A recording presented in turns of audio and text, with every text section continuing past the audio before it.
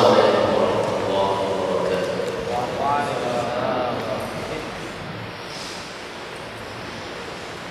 Alhamdulillah, wassalatu wassalamu ala Rasulillah wa ala alihi wa ashabihi wa mawala wa la hawla wa la quwwata illa billah. Allahumma salli wa sallim ala nabiyyina Mustafa wa baligh risalah wa adda al-amanah wa nasrat al-ummah wa la hawla wa la quwwata illa billah. Allahumma 'allimna ma yanfa'una wanfa'na bima 'allamtana wa zidna 'ilman. Allahumma arina al-haqqa haqqan warzuqna ittiba'ah wa arina al-batila batilan warzuqna ijtinabah. Allahumma ij'alna hudatan muhtadin ila siratikal mustaqim.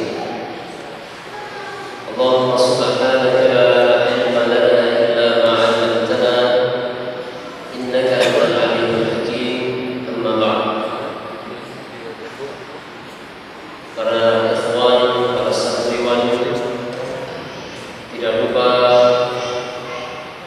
para pendengar radio Majas FM dan juga para pemirsa Majas TV yang semuanya semoga senantiasa dirahmati Allah Subhanahu wa taala. Rahimani wa rahimakumullah.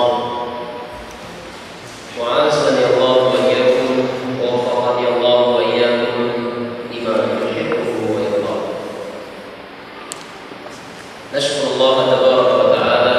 Awalan, pertama-tama kita bersyukur kepada Allah Subhanahu wa taala yang mana pada kesempatan sore yang berbahagia ini Allah masih berkenan untuk mempertemukan kita semuanya dalam sebuah taman di antara taman-taman surga. Yang dimaksud adalah majelis ilmu. Sebagaimana Nabi sallallahu alaihi wasallam dalam sebuah hadis pernah mengatakan, "Idza marartum bi riyadil jannah farta'u fiha." Apabila kalian melewati salah satu di antara taman-taman surga, maka singgahlah kalian ke taman surga tersebut. Kemudian para sahabat ketika mendengarkan sabda Nabi ini, maka mereka bertanya kepada Nabi sallallahu alaihi wasallam, "Wa ma hiya riyadul jannah ya Rasulullah?" Apakah taman surga di situ yang dimaksud ya Rasulullah? Maka Rasulullah sallallahu alaihi wasallam menjawab, menerangkan taman surga itu adalah hilaqatul dzikr. Yang dimaksud dengan taman surga adalah halqah ilmu. Begitu mulianya majelis ilmu, halaqah ilmu, sampai-sampai Rasulullah sallallahu alaihi wasallam menggambarkan halaqah ilmu itu sebagai taman surga. Dan sebagian ulama menyebutkan satu pelajaran penting dari hadis di atas. Di antaranya adalah jalan yang terdekat yang akan mengantarkan seseorang ke surga Allah adalah ilmu. Jalan yang terdekat dan termudah yang akan mengantarkan seseorang ke surga Allah adalah al-ilmu. Tanpa ilmu seseorang tidak mengetahui jalan menuju surga. Perkataan ulama tersebut juga sesuai dengan sabda Nabi yang lain. Tatkala Nabi sallallahu alaihi wasallam dalam sebuah hadis mengatakan, "Man salaka tariqan yaltamisu fihi ilman, sahhalallahu lahu bihi tariqan ilal jannah." Barang siapa yang mau menempuh satu perjalanan dalam rangka untuk mencari ilmu, maka Allah akan mudahkan jalan orang tersebut menuju surga. Subhanallah. Marhaban bikum ya talabal ilm. Oleh karena itu kita ucapkan, bergembiralah Anda wahai para penuntut ilmu, karena Anda adalah orang-orang yang dipilih oleh Allah Subhanahu wa taala mengenal jalan surga, yaitu ilmu. Yang dahulu para sahabat, para salafus saleh di zaman dahulu, mereka bersusah payah, penuh pengorbanan, cobaan dan rintangan di dalam perjalanan menuntut ilmu. Alhamdulillah antum kita semuanya saat ini banyak diberikan kemudahan oleh Allah dalam perjalanan menuntut ilmu. Fa insyaallah jerih payah antum, susah payah antum meninggalkan kampung halaman antum yang di pondok ini, datang dari pulau seberang, ada yang dari Kalimantan, ada yang dari Jambi, dari mana lagi? Maluku, dari Sumatera, dari Timur ada? Tidak ada ya? Semuanya adalah dalam perjalanan menuntut ilmu, insyaallah masuk dalam hadis tersebut. Fal tashkurun Allah subhanahu wa ta'ala. Oleh karena itu hendaknya kita bersyukur kepada Allah subhanahu wa ta'ala. Dan jangan disia-siakan kesempatan yang Allah berikan kepada kita ini untuk terus kita manfaatkan kesempatan ini sebaik-baiknya. Jangan lewatkan satu saat pun untuk hal-hal yang tidak bermanfaat. Kemudian kita lanjutkan masih dalam pembicaraan tentang racun-racun hati. Pada pertemuan yang telah lalu kita sudah bahas di antara racun hati adalah fudulun nazar, banyak melihat perkara-perkara yang haram. Dan kita sudah jelaskan tentang masalah itu pada pertemuan-pertemuan sebelumnya, tentang dampak bahaya dari memandang perkara yang haram. Maka setelah kita mengetahui bahwa melihat yang haram adalah ternyata bukan masalah yang ringan, dampaknya begitu besar dalam kehidupan kita, pengaruhnya begitu luar biasa pada hati dan amalan ketaatan kita kepada Allah, maka fal naghud al basar, maka hendaknya mulai saat ini kita mulai berusaha menundukkan pandangan mata. Kita kendalikan pandangan mata kita dari melihat hal-hal yang diharamkan oleh Allah Subhanahu wa taala, dan gunakanlah kedua mata kita ini untuk memandang perkara-perkara yang diridhai oleh Allah, mendatangkan ridha dan kasih sayang Allah Subhanahu wa taala. Khususnya antum para santri yang duduk di pondok ini, ya, hendaknya lebih bisa mengendalikan pandangan mata, karena antum adalah minal mutakhassisin fi talabatil ilm, fi talabil ilm, karena antum adalah orang-orang yang sudah memposisikan diri antum sebagai seorang penuntut ilmu. Maka sudah sepantasnya antum yang pertama kali sebelum orang-orang lain ghadul basar, maka kita terlebih dahulu. Dan sebagaimana dikatakan oleh para ulama, seorang penuntut ilmu jangan hanya sibuk menuntut ilmu, tapi di samping sibuk menuntut ilmu juga dia berusaha menyibukkan diri untuk mengamalkan ilmu. Dan itulah yang dicontohkan oleh para sahabat ridwanullah alaihim ajma'in di zaman dahulu, di zaman mereka. Sebagaimana riwayat dari Abdullah bin Abbas, yang Abdullah bin Abbas radhiyallahu anhu pernah menyebutkan bahwa para sahabat Nabi kebiasaan mereka tidaklah mempelajari Al-Qur'anul Karim melebihi 10 ayat sebelum mereka bisa mengamalkan 10 ayat tersebut. Ya. Mereka tidak mau lebih dari 10 ayat di dalam mengkaji kitab Allah sebelum mereka bisa mengamalkan 10 ayat tersebut. Maka falidzalika, oleh karena itu ayuhal ikhwah, kita para penuntut ilmu juga hendaknya berusaha semaksimal mungkin, di samping kita sibuk belajar, sibuk mengajar barangkali juga, maka hendaknya kita juga berusaha menyibukkan diri untuk bisa mengamalkan ilmu yang telah kita pelajari. Kemudian racun hati berikutnya, yang keberapa? Racun hati yang kedua sekarang. Racun hati yang kedua ini ya ikhwah tidak kalah hebatnya dari racun hati yang pertama. Antum juga harus perhatikan racun hati yang kedua ini. Dan bisa dikatakan racun hati yang pertama ini juga merupakan pengaruh dari racun hati yang kedua ini sebenarnya. Apakah racun hati yang kedua? Fudulut ta'am, kebanyakan makan. Ya. Makan, minum adalah kebutuhan kita. Tapi yang jadi persoalan adalah kebanyakan, fudulut ta'am.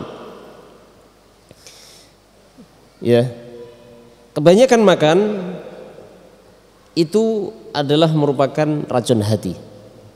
Yang ini enggak kita sadari ya. Kita subhanallah sehari semalam makan berapa kali? 3 kali. 3 kali, ya kan? Pagi makan, siang makan, sore makan.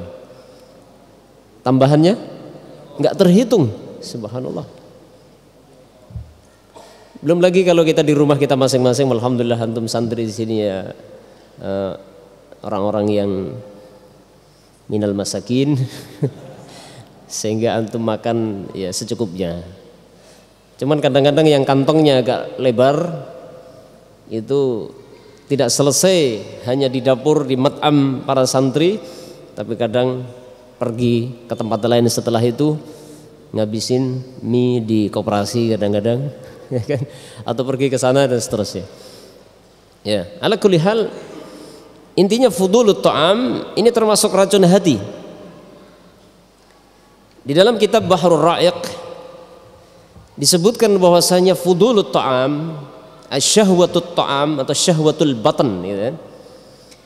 Syahwatnya perut ini adalah termasuk di antara perkara yang paling besar yang membinasakan anak Adam. Saya ulangi sekali lagi, di dalam kitab Bahrul Ra'iq yang juga ditulis oleh Dr. Ahmad Farid, beliau menyebutkan bahwa beliau mengatakan annahu min a'dhamil muhlikat libni Adam syahwatul batan. Kata beliau, i'lam, kata beliau, ketahuilah sesungguhnya termasuk di antara penghancur, pembinasa yang membinasakan Bani Adam yang paling besar diantaranya adalah syahwatul batan, syahwatnya perut. Ya. Dan itulah yang pertama kali mencelakakan nenek moyangnya umat manusia ini, siapa? Adam dan Hawa. Ya kan? Antum masih ingat sejarahnya mbah moyang kita, Nabi Adam dan Hawa terpaksa harus dimutasi ke dunia. Apa sebabnya? Dimutasi ke dunia atau dievakuasi ke dunia ini. Apa sebabnya? Syahwatul batan. Iya kan? Nabi Adam dan Hawa diperintahkan untuk tinggal di surga setelah diciptakan oleh Allah Subhanahu wa taala. Akan tetapi Allah memiliki larangan-larangan di surga yang tidak boleh dilanggar oleh Adam dan Hawa. Itu sebagai ujian bagi beliau berdua. Di antara larangan yang dilarang adalah Allah menumbuhkan satu pohon di surga, yang pohon itu ada buah-buahan yang sangat menggiurkan. Ya, ada buah-buahan di surga yang sangat menggiurkan, yang itu pantangan bagi Adam dan Hawa. Adam dan Hawa dilarang keras mendekati. Bukan hanya makan, dekat-dekat saja tidak boleh. Akan tetapi disebabkan karena syahwatul batan fihima, disebabkan karena adanya syahwat perut yang ada pada Mbah Adam dan Hawa, mereka penasaran, ya kan? Penasaran. Dan inilah manusia. Manusia itu kalau dilarang malah penasaran, kan gitu. Manusia itu penyakitnya adalah kalau dilarang malah penasaran. Kalau tidak dilarang apalagi, kan begitu ya. Dilarang saja penasaran, apalagi tidak dilarang, kan gitu. Bablas. Sudah begitu iblis datang kepada Adam dan Hawa, membujuk dan merayu, membuat tipu muslihat yang tujuannya untuk menggelincirkan Adam. Ditipu Adam dan Hawa itu. Sebenarnya yang diinginkan Allah itu bukan dilarang sebenarnya. Tapi sebenarnya Allah menginginkan bahwasanya pohon ini, barang siapa yang makan buah dari pohon ini maka dia akan kekal di dalam surga. Jadi Nabi Adam dan Hawa ditipu, dikelabuhi oleh iblis. Kemudian Mbah Adam dan Hawa pun singkat cerita mikir-mikir. Akhirnya terpengaruh juga dengan tipu daya iblis. Akhirnya makanlah Adam dan Hawa mencicipi buah dari pohon tersebut. Ya. Maka kemudian apa? Allah murka kepada nenek moyang kita Adam dan Hawa yang kemudian terpaksa harus dimutasi di dunia ini. Ya. Kemudian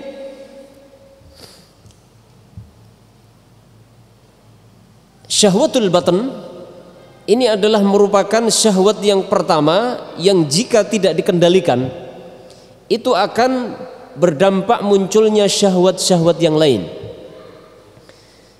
Seperti diantaranya adalah syahwat al-farj, adalah syahwatnya kemaluan. Ketika seseorang tidak bisa mengendalikan syahwatul batan, maka kemungkinan akan sulit bisa mengendalikan syahwat yang di bawah perut. Saya ulangi sekali lagi, kalau seseorang tidak bisa mengendalikan syahwatnya perut, maka kemungkinan dia juga tidak akan bisa mengendalikan syahwatnya sesuatu yang di bawah perut. Ya, tidak usah saya jelaskan apa yang di bawah perut, antum sudah tahu semuanya karena sudah memiliki. Ya kan?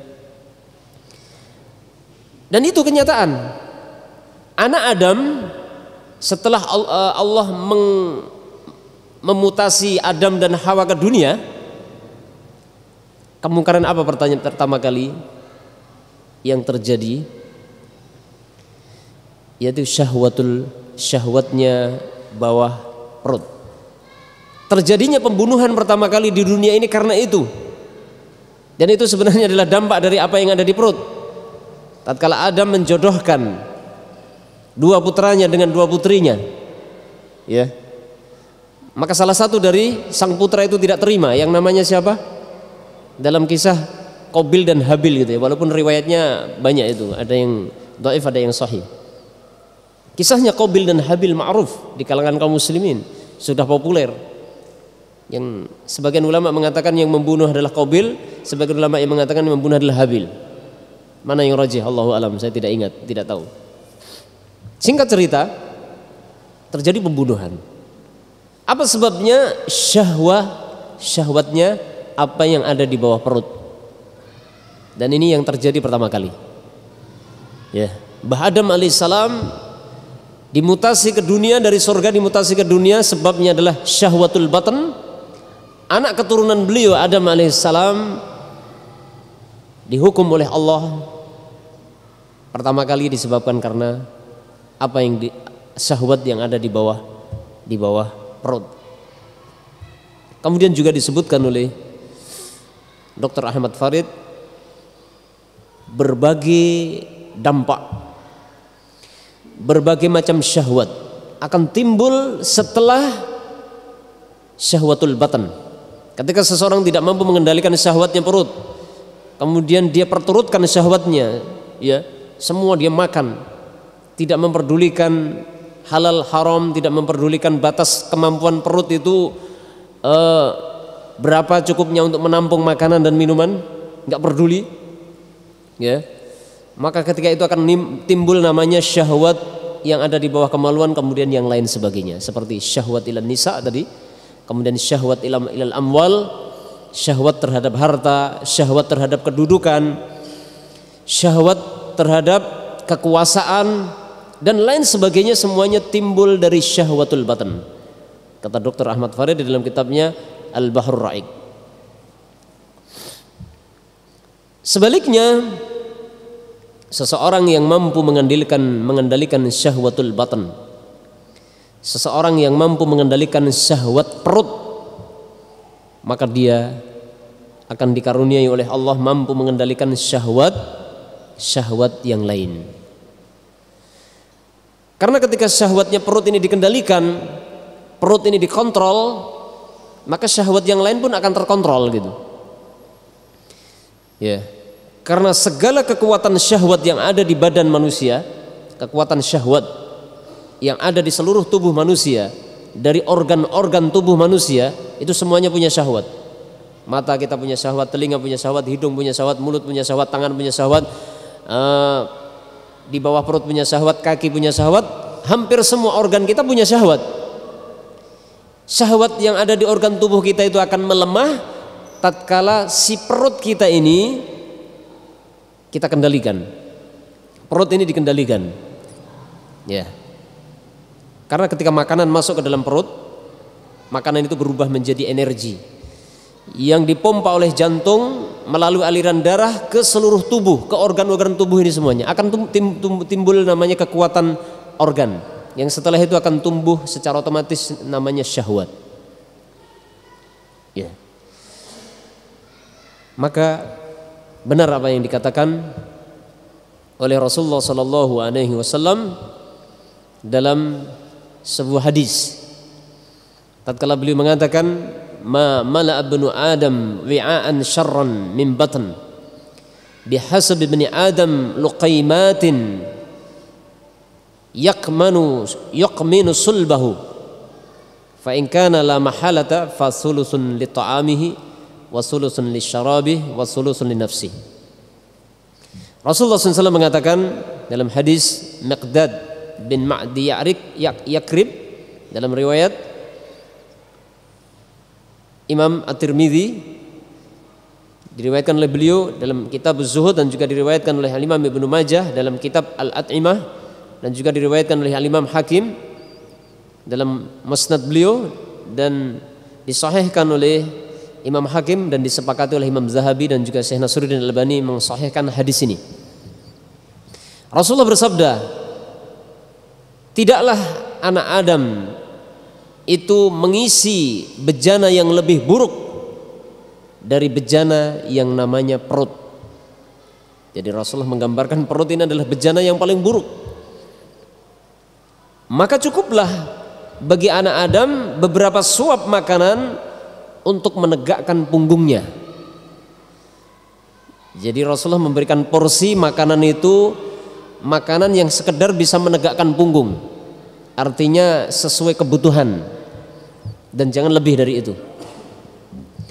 Maka seandainya fa in kana la mahalata, maka seandainya bejana itu sudah tidak ada tempat lagi, maksudnya perut itu tidak ada tempat, maka hendaknya dibagi sepertiga untuk makanan, sepertiga untuk minuman, dan sepertiga untuk udara. Jadi perut kita ini, ayuhal ikhwah, diajarkan oleh Rasulullah agar kita bagi. Ya, volume perut kita ini kita bagi sepertiga untuk makanan, sepertiga untuk minuman, sepertiga untuk udara. Kalau melebihi itu, maka akan terjadilah kerusakan. Dr. Ahmad Farid sampai-sampai mengatakan, wa hadzal hadis aslun jami'un li usulit tibbi kulliha. Kata beliau, hadis ini merupakan salah satu dasar yang menjadi salah satu dasar di antara dasar-dasar kesehatan, ilmu pengobatan atau kedokteran. Salah satu dasar ilmu pengobatan kedokteran adalah hadis ini. Kemudian beliau menukilkan sebuah pernyataan dari seorang tabib atau sekarang disebut dokter yang bernama Ibnu Abi Maswih, seorang tabib atau seorang dokter yang di dalam bukunya dia memberikan komentar yang luar biasa terhadap hadis di atas. Apa kata beliau? Beliau berkata, "Law ista'mala an-nasu hadhihi al-kalimat la salimu min al-amrad wal asqam wa la ta'attalat al-marishayat wa dakakinis soyadilah." Kata beliau, kalau seandainya manusia itu mau mengamalkan sabda Nabi ini, ya sepertiga perutnya untuk makanan, sepertiga untuk minuman, sepertiga untuk udara, maka mereka pasti akan selamat dari berbagai penyakit dan mereka tidak tertimpa sakit. Dan rumah sakit pun akan banyak yang gulung tikar, demikian juga apotek-apotek.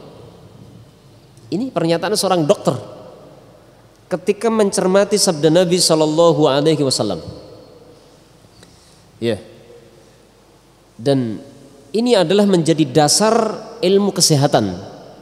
Komentar dari penulis kitab Tazkiyatun Nufus yaitu Dr. Ahmad Farid di dalam kitabnya Bahrul Ra'iq, beliau mengatakan hadis ini adalah menjadi dasar di antara dasar-dasar ilmu kesehatan.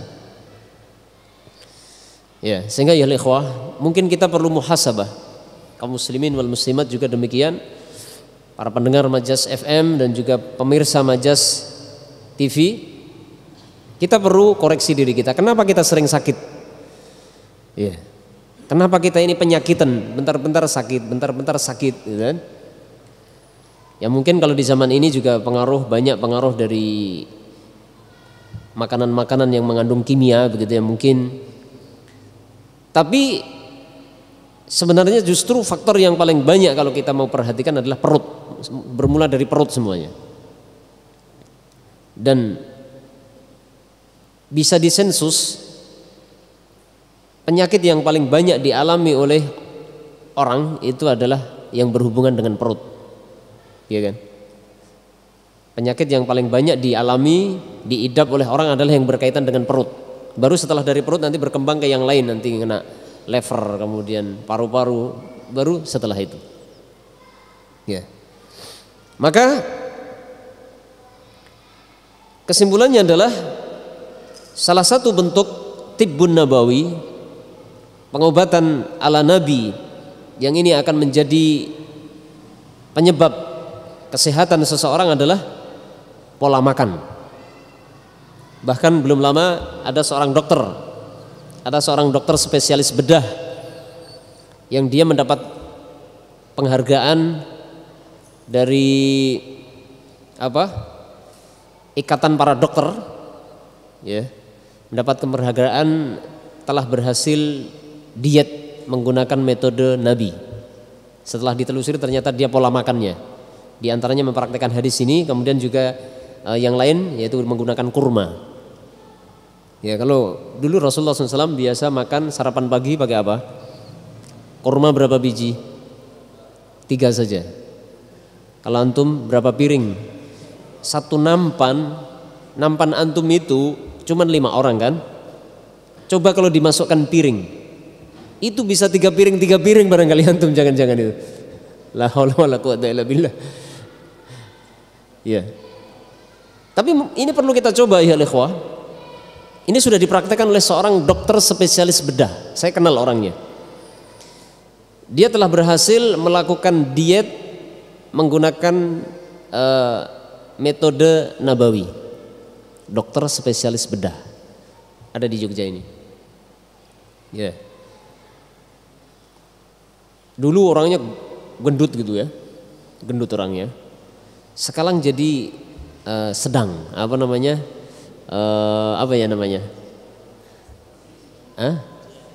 ideal. Dulu awal-awal dia praktek itu mulai badannya langsung melar ini, kan? Sekarang sudah ideal dia. Orang komentar, lu kok badannya jadi kurus gitu. Padahal dia nggak kurus, memang idealnya segitu, ya kan? Dan ternyata telah berhasil diet menggunakan metode ala Nabi. Padahal kalau kita lihat ayat ikhwah, promosi obat-obat untuk penunjang diet dijual bebas di toko-toko obat, tapi banyak yang gagal. Entah yang menggunakan herbal, menggunakan obat kimia. Sampai pernah saya dapatkan ada ibu-ibu yang sudah menghabiskan uang jutaan rupiah untuk beli obat pelangsing. Sampai sekarang nggak pernah langsing katanya. Ya katanya memang ketika dia makan itu selera makannya jadi turun. Ketika dia mengkonsumsi obat itu selera makannya jadi turun. Tapi apa? Terus dia lemes, nggak bisa kerja. Ya kan repot. Akhirnya apa? Mau tidak mau dia harus meninggalkan obat-obat tersebut. Ya. Jadi jauh-jauh sebelum orang-orang berbicara tentang masalah diet, kedokteran berbicara masalah diet untuk kesehatan, maka Rasulullah SAW telah mengajarkan pola diet yang bagus. Di antaranya adalah mengatur pola makan, yaitu fatsulusun li ta'amihi wasulusun li syarabihi wasulusun li nafsihi. Sepertiga untuk makanan, sepertiga untuk minuman, dan sepertiga untuk nafas, untuk udara. Kemudian ayuhal ikhwah, di samping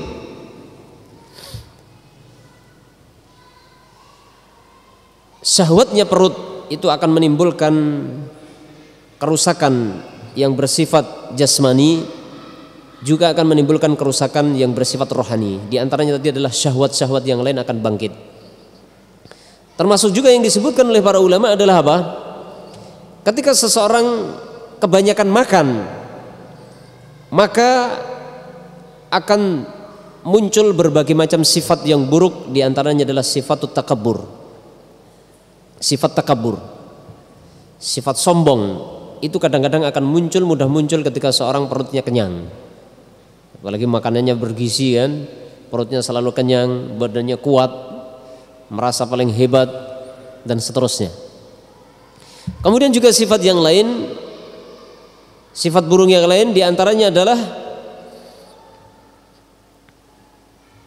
sulit untuk mengontrol al-ghadab, kemarahan, atau sulit mengendalikan emosi. Lihat orang yang banyak makan akan mudah sekali marah, kan gitu ya. Tapi kalau orang kelaparan bisa marah nggak? Udah lemes, mau marah gimana? Lemes kan nggak bisa. Tapi kalau orang perutnya itu kenyang, apalagi makanan yang dimakan itu adalah makanan yang protein kelas tinggi, ya nanti darahnya juga mudah naik, gitu kan. Kemudian apa? Mudah emosi, sulit mengendalikan emosi. Oleh karena itu Rasulullah SAW mengajarkan untuk kita berpuasa, dan puasa itu menundukkan syahwat. Sebagaimana ketika Rasulullah SAW memerintahkan para pemuda yang pengen menikah, ini antum perhatikan para syabab, antum sudah hafal hadisnya, saya bacakan hadisnya ya. Ya ma'syarasy syabab, terus man istata'a minkumul ba'ah falyatazawwaj fa illam yastati fa 'alaikum bis-shaum fa innahu gimana? Fa 'alaikum bis-shaum fa innahu wija'un. Kama qala Nabi sallallahu alaihi wasallam, wahai para pemuda, barang siapa di antara kalian yang sudah punya kemampuan menikah, maka segeralah menikah. Akan tetapi barang siapa yang belum punya kemampuan, al-ba'ah, sebagian ulama mengatakan al-ba'ah di situ adalah memberikan nafkah yang bersifat batin ataupun lahir. Sebagian mengatakan yang bersifat lahir, ya, karena tidak mungkin seseorang ingin menikah kecuali punya syahwat batin, ya. Sehingga sebagian mentafsirkan ba'ah di situ adalah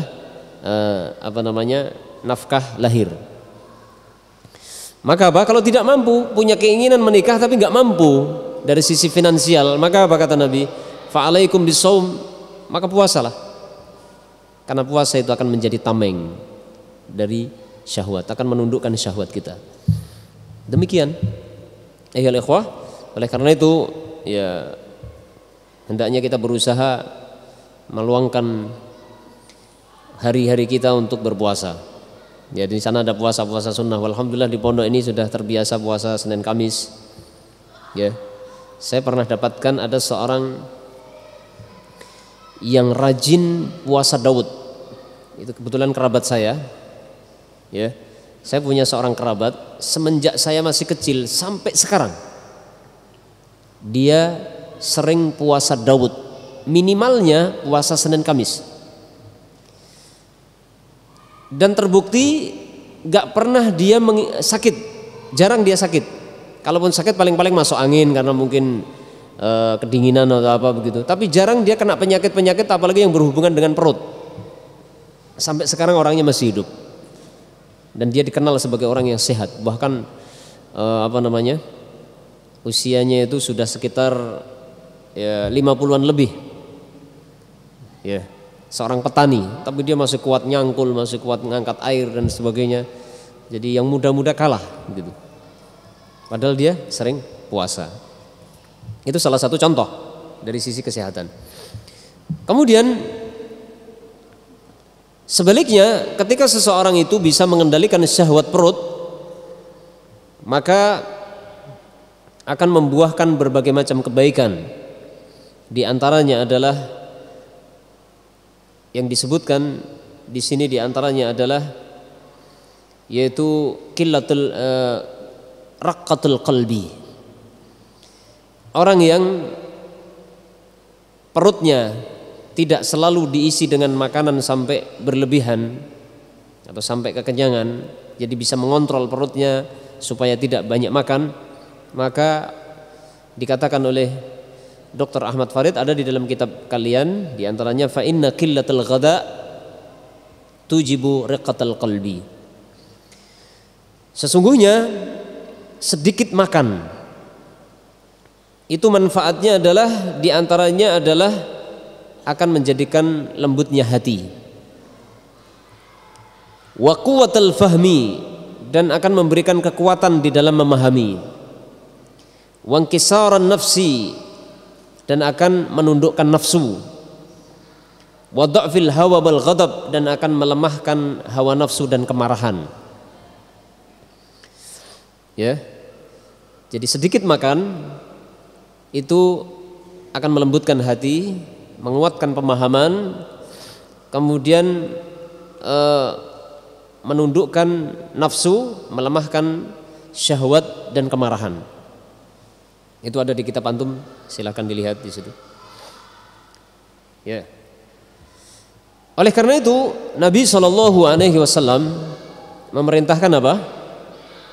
Agar kita sedikit makan, jangan banyak makan. Ya tentunya kita harus bisa mengukur porsi untuk diri kita masing-masing. Ya, Rasulullah SAW, karena Rasulullah tahu bahwasanya sedikit makan itu akan membuahkan berbagai kebaikan, maka Rasulullah mengajarkan, memberikan motivasi agar umatnya ini tidak banyak makan.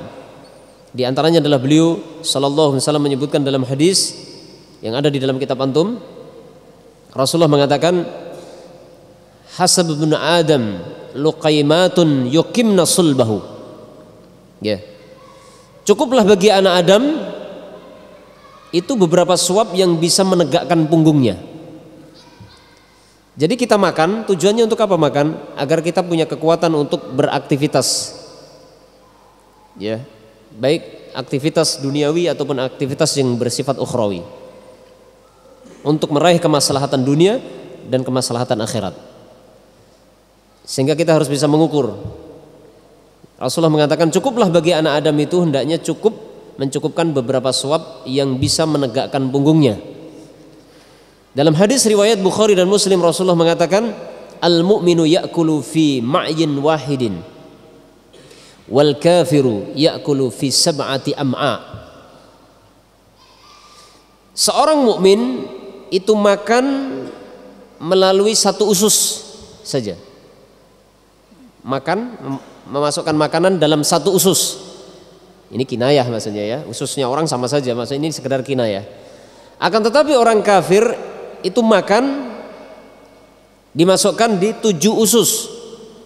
Ya. Ini kinayah dari Nabi SAW bahwa salah satu sifat seorang mukmin adalah qillatul ghadha, sedikit makan. Dan di antara sifat orang-orang kafir adalah berlomba-lomba memperbanyak makan. Sampai digambarkan oleh Rasulullah, seorang mukmin itu kalau makan, makanannya cuma lewat 1 usus. Kalau orang kafir adalah sampai 7 usus dilewati semua, saking banyaknya makanan yang dimasukkan. Belum lagi ayyuhal ikhwah, ditambah lagi kurang memperhatikan halal dan haramnya. Jadi makanan yang haram yang masuk dalam tubuh kita ini, ayyuhal ikhwah, itu tempatnya di neraka. Ya. Tempatnya di neraka. Kemudian juga dampak dari memakan makanan yang haram. Rasulullah SAW dalam sebuah hadis yang antum sudah hafal, yang sudah sering kita dengar hadis ini, ketika Rasulullah mengatakan apa? Menceritakan seorang musafir, ya kan? Seorang musafir yang menempuh perjalanan jauh, yang pada dasarnya ketika menempuh perjalanan jauh itu adalah seseorang dalam waktu mustajab. Karena salah satu doa yang tidak akan ditolak oleh Allah ketika seseorang berdoa kepada Allah pada saat safar, perjalanan jauh. Akan tetapi Rasulullah menyebutkan ada seorang musafir yang sedang safar dalam kondisi rambutnya berdebu, acak-acakan, kemudian pakaiannya berdebu karena safar yang begitu jauh. Kemudian dia mengangkat kedua tangannya berdoa, ya Rabb, ya Rabb. Ya, dia berdoa. Dia sudah di tempat yang safar, tempat safar. Kemudian dia menyebut nama-nama Allah. Akan tetapi apa? Wa mat'amuhu haram, wa mashrabuhu haram, wa malbasuhu haram, wa ghudhiya bil haram, fa anna yustajabu lahu. Akan tetapi sayangnya orang tersebut ketika berdoa dalam kondisi memakan yang haram, minum yang haram, memakai pakaian yang haram, dan perutnya dikenyangkan dengan yang haram, maka bagaimana mungkin doanya dikabulkan? Hadis ini memberikan pelajaran kepada kita, makanan yang haram itu menjadikan tertolaknya doa. Salah satu penghalang dikabulkan doa kita adalah makan makanan yang haram. Ya, kita semuanya adalah ayyuhal ikhwah para penuntut ilmu, biasakan memperhatikan makanan-makanan yang halal. Jauhilah makanan-makanan yang haram. Termasuk kalau perlu makanan yang syubhat, ya kan? Makanan yang syubhat. Karena perkara yang syubhat mendekatkan kepada yang haram. Kemudian mungkin saya tambahkan yang ketiga. Dalam masalah makan juga kita perhatikan yang ketiga, yaitu hendaknya makan makanan yang sehat. Ingat firman Allah Subhanahu wa taala, gimana ayatnya? Qulu ya ayyuhalladzina amanu qulu minat thayyibati, gimana? Kullu minat thayyibati ma razaqnakum. Jadi di samping halal juga harus makanan itu baik. Sebagian ulama mentafsirkan yang dimaksud dengan thayyibat di situ makanan itu thayyib dari tinjauan syar'i, berarti halal. Yang kedua adalah thayyib berdasarkan tinjauan kesehatan, yaitu apa, makanan tersebut adalah makanan yang baik, makanan yang baik. Dan termasuk salah satu di antara kategori makanan yang baik adalah makanan yang memiliki kualitas gizi. Nah, ini yang perlu diperhatikan. Kadang-kadang santri, ini barangkali juga jadi pelajaran bagi kita. Banyak orang yang kalau makan itu prinsipnya apa? Yang penting warak, yang penting apa? Kenyang, kan gitu ya. Yang penting apa? Kenyang. Padahal belum tentu perut kenyang itu lebih baik, kan begitu. Dan ini termasuk nafsu, perlu diperhatikan. Ini termasuk syahwatul batan. Ketika seseorang makan tidak berhenti sebelum kenyang, sehingga punya prinsip makan itu yang penting kenyang. Ini prinsip yang salah, ya, prinsip yang salah. Yang benar gimana? Berhenti sebelum kenyang. Jadi jangan melihat mengenyangkan apa tidak, tapi lihatlah kualitas makanan itu. Itu sebagian ulama ketika menyebutkan tentang makna thayyibat di situ, ya. Allah taala a'lamu bishawab. Kemudian termasuk di antara dampak baik dari sedikit makan, orang yang sedikit makan itu juga akan memiliki sifatut tawadhu. Lihatlah orang yang banyak berpuasa, selalu menundukkan kepala, rendah diri, ya, rendah diri. Tapi dari satu sisi dia memiliki ketajaman pemahaman, ya. Dan ini kenyataan. Dan juga akan menimbulkan kekuatan ruh dan jiwa, ya, akan menimbulkan kekuatan ruh seseorang. Lihatlah para sahabat Nabi ketika di medan perang pada waktu bulan puasa. Maka disebutkan dalam sebuah riwayat bahwasanya para sahabat Nabi ketika di bulan puasa berperang di medan perang, justru mereka kekuatan mereka lebih luar biasa dibandingkan ketika selain bulan puasa. Ya, itu sebagai bukti. Saya mengenal seorang penghafal Al-Quran yang dia pernah saya ceritakan kepada antum, karena itu kebetulan orang kampung saya, rahimahullah, karena sudah meninggal. Menghafalkan Al-Quran 30 juz bukan hanya hafal ayat dan suratnya, tapi hafal nomor ayat. Kebiasaan dia puasa Daud, dan dia juga mempraktekkan pola makan Nabi SAW. Ya, tapi qadarullah orangnya sudah meninggal, sehingga membuat kita iri dengan orang tersebut. Dia meninggal dalam kondisi seperti itu, menghafal Al-Quran, belum menikah, meninggal pada usia 30 tahun ketika sedang saya proseskan dengan seorang akhwat, meninggal. Subhanallah. Jadi Allah muliakan dia dengan Al-Quran dan dengan puasa Daudnya. Puasa Daud semenjak dia SMP. Semenjak dia SMP senang puasa Daud sampai dia kuliah. Ya, sampai dia meninggal dunia masih suka puasa Daud. Subhanallah. Ya, kalau orang banyak makan, menghafal gimana? Coba antum bandingkan, antum banyak makan ngapal Quran, perutnya senep, ngapal Quran ngantuk, maunya tidur kan gitu ya. Jadi kerjanya cuman tidur akhirnya. Oleh karena itu ya ikhwah, para penuntut ilmu semuanya, tidak sebatasnya kita para penuntut ilmu itu berlomba-lomba banyak makan, tapi sebaiknya kita berlomba-lomba untuk menyedikitkan makan kita.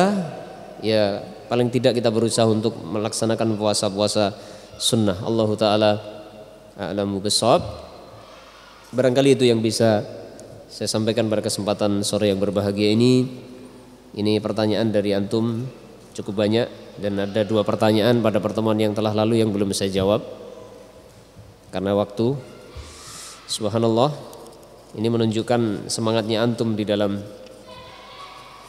memahami dan menyimak kajian ini. Semoga Allah memberkahi antum semuanya. Allah yubarik fikum jami'an wassahalakumullah fi ilmin nafi'. Saya bacakan 2 pertanyaan yang belum terjawab di pertemuan yang telah lalu. Yang pertama ini menyimpulkan dari materi tentang racun hati yang pertama, yaitu banyak melihat. Saya bacakan dulu ya, dengarkan baik-baik. Bismillah. Saya telah mendapatkan kesimpulan dari pembahasan tentang banyak melihat yang haram. Ini berarti serius memperhatikan ini. Kalau nggak merhatikan nggak bisa nyimpulkan, ya kan? Yaitu seseorang itu berdasarkan apa yang sering dia pandang. Maksudnya mungkin barangkali seseorang itu hidupnya akan selalu terpengaruh dengan apa yang dia lihat. Benar. Setiap yang antum lihat itu akan memberikan pengaruh pada hati. Apapun. Antum melihat anak kecil lucu, apa? Terpengaruh kita kan? Minimalnya saya dulu waktu kecil imut-imut nggak kayak itu ya, lucu nggak ya? Kalau sekarang sudah amit-amit misalkan, misalkan begitu ya, akan ingat minimalnya kan? Masuk dalam benak kita, dan bisa dikatakan akal pikiran kita akan disibukkan dengan hal-hal yang kita lihat. Oleh karena itu hendaknya hati-hati di dalam menggunakan pandangan mata kita. Ada sebuah kisah yang barangkali antum sudah mendengar atau melihat dalam sebuah video. Ada seorang penghafal Al-Quran yang usianya masih anak-anak, yang buta. Di mana? Mesir atau mana itu? Siapa yang pernah lihat? Kuwait ya, yang buta itu, anak kecil kan? Ketika dia ditanya oleh Syekh siapa? Syekh siapa? Al-Kandari ya. Apakah kamu ingin Allah mengembalikan pandangan matamu? Apa jawaban dia? Tidak. Dia tidak berharap pandangan kedua matanya kembali. Dia ingin Allah memberikan kenikmatan nanti di yaumul qiyamah. Ada orang di zaman ini yang seperti itu akhirnya. Ketika saya melihat video tersebut, seakan-akan kita sedang nonton sebuah kehidupan masa lalu para sahabat. Ya kan?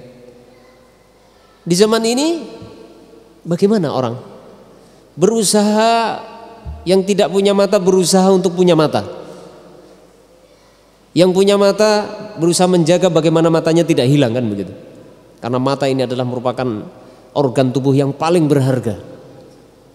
Paling berharga. Ada sebuah kisah yang dikisahkan oleh seorang ikhwah, ini kisah nyata juga yang saya dapatkan. Ada seorang wanita buta, Dia punya kenalan seorang pria yang soleh, yang selalu memberikan motivasi. Dia banyak dijauhi orang, tapi ada seorang pria yang suka menasehati. Tapi jangan jadi dalil ya.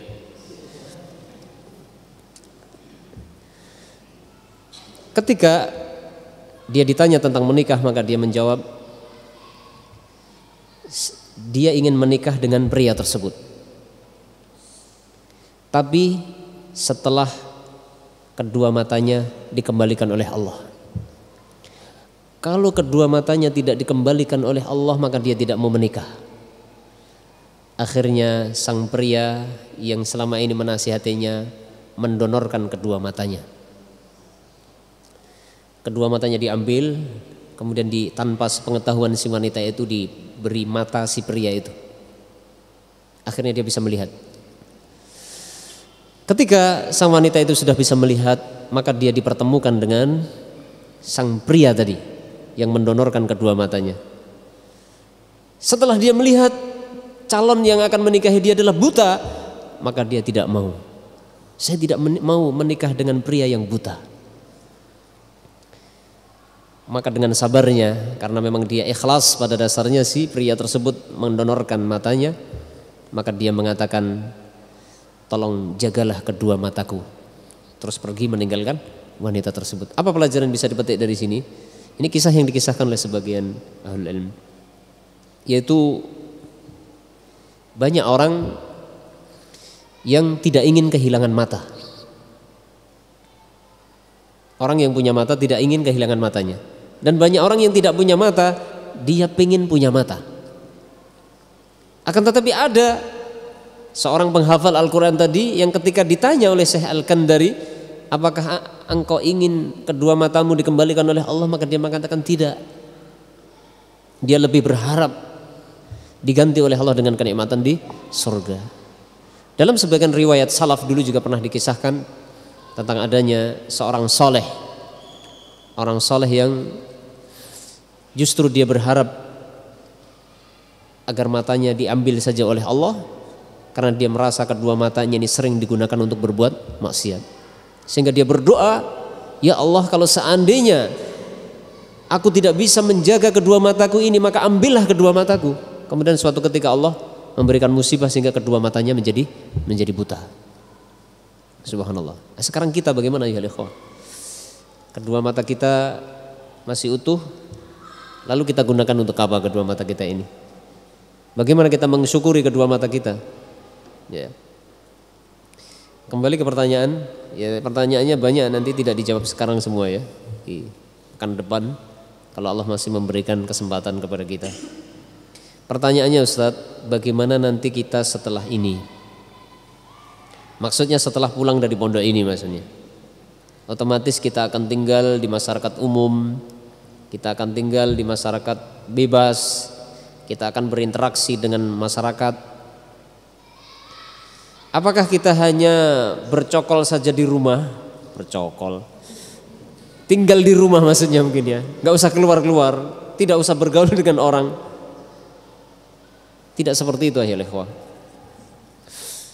Itulah justru kita disyariatkan ghaddul basar. Kalau antum di dalam rumah antum kan secara kenyataan sudah ghaddul basar gitu, walaupun mungkin sekarang oleh zaman sekarang dengan teknologi yang canggih sekarang orang di dalam rumah justru jelalatan dengan itu ya. Justru disyariatkannya ghaddul basar itu karena kita memang bermuamalah dengan banyak orang. Rasulullah sallallahu alaihi wasallam ya ikhwah, apakah Rasulullah sembunyi dalam rumah? Kan tidak. Ya. Rasulullah berinteraksi dengan banyak orang. Ya, kalau antum sebagai santri setelah pulang dari pondok dengan alasan takut kena racun hati, matanya melihat yang haram, sudah di dalam rumah saja. Terus siapa yang mau berdakwah? Kan gitu. Siapa yang mau berdakwah? Justru itu ujian bagi kita. Dengan adanya pemandangan-pemandangan di sekitar kita yang itu membahayakan kedua mata kita, itu sebagai ujian bagi kita untuk menguji kita bagaimana kita berusaha untuk bisa menundukkan pandangan mata. Dan itulah perintah Allah Subhanahu wa taala, qul lil mu'minina yaghudduna min absarihim wa yahfadzuna furujahum. Katakan kepada orang-orang yang beriman agar mereka menundukkan pandangan kedua matanya. Dan menundukkan kedua pandangan mata ini adalah merupakan ibadah karena perintah Allah Subhanahu wa taala. Menundukkan pandangan mata adalah ibadah karena itu adalah perintah Allah Subhanahu wa taala. Pertanyaannya banyak sekali. Ini nggak mungkin saya bacakan sekarang, saya bacakan sebagian ya. Satu saja. Afwan Ustaz, ini berkaitan dengan materi. Afwan, Ana mau tanya, bagaimana cara mengukur makanan kita dalam apa ini? Oh begini. Bagaimana cara mengukur makanan kita dalam artian berapa kali suapankah sepertiga makanan yang kita makan yang dimaksud itu? Ya tentunya setiap orang mestinya bisa mengukur dirinya sendiri kan gitu ya. Ya dikira-kira kan begitu ya. Kan antum nggak tahu usus manusia itu katanya panjangnya berapa? Berapa? 16 meter. Ya. Siapa yang tahu? Usus manusia itu katanya panjangnya berapa ya? 16 meter apa berapa gitu kalau diulur panjang gitu katanya. Ya minimalnya ya ikhwah kalau untuk secara persisnya gitu ya mungkin sulit ya mungkin, tapi kita bisa memperkirakan sendiri dan tentunya harus kita biasakan ya. Misalkan antum kan kita kan biasa kenyang ya kan biasanya kenyang kan, lah antum ukur sendiri kenyang saya itu segini ya kan, terus antum kan terasa perutnya ketika makan kekenyangan kan sakit kan gitu. Jadi bagaimana makan itu tidak sampai perutnya sampai sakit. Kalau makan kenyang sampai perutnya sakit berarti apa? Melebihi porsi. Tinggal nanti dikira-kira sendiri kan gitu. Ya, tinggal dikira-kira sendiri. Minimalnya adalah seperti yang dikatakan oleh para ulama adalah berhenti sebelum kenyang. Berhenti sebelum apa? Sebelum kenyang. Itu yang paling aman. Kemudian bagaimana kita sedang makan? Sedangkan di antara dalil yang ada mengatakan bahwa tidak boleh membuang makanan atau biasa disebut mubazir. Dan tadi sudah saya sampaikan. Kadang ada sebagian orang berdalil dengan firman Allah innal mubadzirina kanu ikhwanas syayatin. Tidak bertentangan antara ayat yang melarang tabdzir dengan hadis yang memerintahkan kita tidak berlebihan makan. Tidak bertentangan. Ketika antum makan sesuai dengan porsi kemampuan antum, sesuai dengan ukuran perut antum, maka antum melaksanakan perintah Nabi SAW. Adapun selebihnya, ya itu tidak dikatakan mubazir. Ya selebihnya antum berikan kepada yang berhak menerima. Misalkan antum masak nasi dalam sehari misalkan 1 kilo, satu keluarga besar 1 kilo. Ternyata 1 kilo itu dalam sehari itu nggak habis. Apa yang antum lakukan? Dihabiskan? Alasannya mubazir gitu? Tidak. Gimana? Berikan kepada orang lain. Di sana kalau orang lain tetangga mungkin juga sama-sama sudah masak, kan ada ayam. Apakah kalau berikan ayam kemudian mubazir? Ya. Yang mubazir adalah dibuang secara sia-sia. Ya. Dan yang lebih penting lagi harus kita perhatikan di sana banyak orang-orang miskin, orang-orang fuqara ayyuhal ikhwah. Mungkin di sekitar kita jarang kita dapatkan. Tapi kalau kita keliling kampung dari kampung ke kampung, banyak fuqara dan masakin. Ya, dan dahulu para sahabat Nabi kebiasaan mereka adalah mencari. Bukan dicari. Mencari tempat untuk berinfak. Bukan nunggu ada orang minta infak. Ya, ini kebiasaan para sahabat. Bahkan dikisahkan Umar bin Khattab kalau malam itu keliling. Umar bin Khattab ketika menjadi khalifah beliau setiap malam keliling mencari siapa yang membutuhkan. Kemudian diambilkan dari Baitul Mal, gitu ya. Tidak seperti kita di zaman sekarang, ya, menunggu ada orang yang datang meminta. Sudah begitu diminta pun kadang-kadang tidak memberi kan begitu ya. Subhanallah. Demikian ya ikhwah yang bisa disampaikan pada kesempatan yang berbahagia ini, mudah-mudahan bermanfaat untuk saya dan untuk antum semuanya, dan semoga Allah Subhanahu wa taala senantiasa membimbing kita untuk bisa meraih hakikat kebersihan hati sampai akhir hayat kita, sehingga tatkala kita bersua dengan Allah Subhanahu wa taala kelak benar-benar kita masuk dalam firman Allah Subhanahu wa taala membawa hati yang selamat. Allahu a'lam bishawab. Subhanakallahumma wa bihamdika asyhadu an la ilaha illa anta astaghfiruka wa atubu ilaik. Assalamualaikum warahmatullahi wabarakatuh.